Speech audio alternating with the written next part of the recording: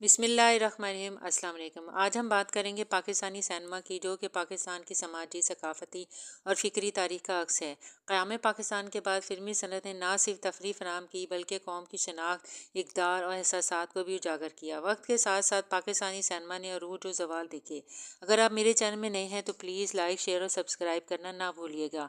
1947 میں قیام پاکستان کے وقت فلمی صنعت کا کوئی مضبوط ڈھانچہ موجود نہ تھا۔ زیادہ تر فلمیں، ساز و سامان، فنکار اور تکنیکی ماہرین بھارت میں رہ گئے تھے۔ تاہم لاہور، جو پہلے ہی فلمی سرگرمیوں کا مرکز تھا، پاکستان کا فلمی دارالحکومت بن گیا۔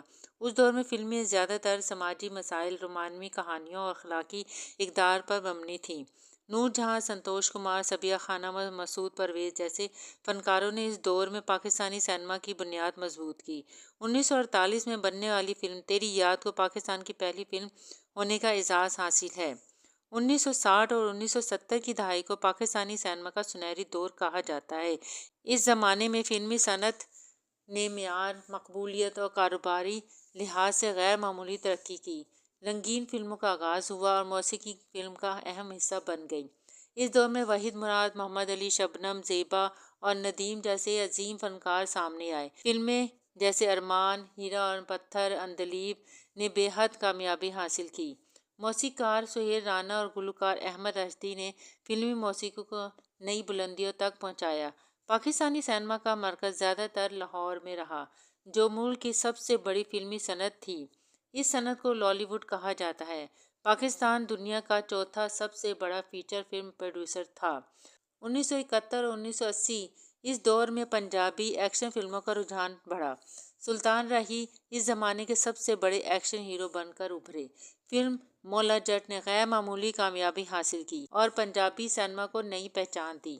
1980 اور 1990 کی دہائیوں میں فلم انڈسٹری نے کئی اتار چڑھاؤ دیکھے۔ پاکستانی سینما میں مختلف زبانوں میں فلمیں بنائی گئیں۔ پنجابی، اردو، سندھی، بلوچی اور پشتو شامل ہے۔ اس دور میں وی سی آر، بھارتی فلموں کی غیر قانونی دستیابی اور حکومتی پالیسیوں نے فلمی صنعت کو شدید نقصان پہنچایا۔ معیار کم ہوتا گیا اور کہانیاں ایک جیسی ہو گئیں۔ فلمی سینما گھر بند ہونے لگے اور ناظرین کی تعداد کم ہو گئی۔ اگرچہ اس دور میں بھی بابرہ شریف اور نیلی جیسی اداکارائیں مقبول رہیں، مگر مجموعی طور پر سینما کمزور ہوتا چلا گیا۔ 1980 اور 2000 میں ریما، ریشم، میرا، بابر علی، سعود، معمر رانا، ریمبو، اس کے علاوہ اور بھی فنکار اور فنکارائیں ہیں جنہوں نے کامیاب فلمیں بنائیں۔ لیکن پھر بھی کچھ عرصے کے بعد فلم انڈسٹری کو زوال آنے شروع ہو گیا۔ پھر اس کے بعد 2016 سے شوبز انڈسٹری میں دوبارہ سے فلمیں بنائی جانے لگیں، جس میں ٹی وی انڈسٹری کے اداکار اور اداکارائیں آنے لگ گئے۔ وہیں فنکار ڈراموں میں اور وہی فلم انڈسٹری میں آنے لگ گئے، جیسے ہمایوں سعید، ماہرہ خان، فواد خان، دانش تیمور، نیلم منیر وغیرہ شامل ہیں۔ اور پروڈیوسروں کی ایک نئی نسل نے انڈسٹری میں قدم رکھا، جو نئی کہانیوں کو ترجیح دینے لگی۔ 2025 تک پاکستانی سینما ایک عبوری مرحلے میں ہے، جہاں معیار، سرمایہ کاری اور عالمی مقابلے کے چیلنجز موجود ہیں، مگر نوجوان فلم ساز جدید سوچ اور بین الاقوامی تعاون مستقبل کے لیے امید کی کرن ہے۔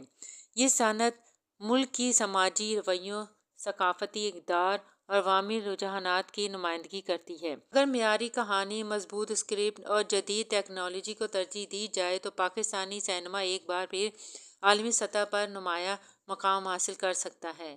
اگر آپ کو میری ویڈیو اچھی لگے تو پلیز کمنٹ باکس میں ضرور بتائیے گا۔ شکریہ۔